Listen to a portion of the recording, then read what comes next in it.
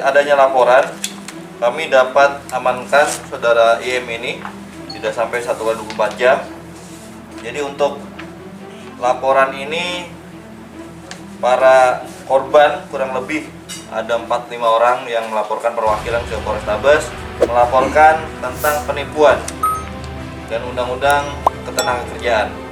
Jadi merasa ditipu dengan membayar kurang lebih dari 1 juta sampai 2,5 juta per orang, sehingga kurang lebih kerugian 70 juta. Mereka merasa ditipu akan dipekerjakan di Morowali, namun sampai saat ini mereka belum berangkat juga. Untuk sekarang saudara IM sudah kami tetapkan statusnya sebagai tersangka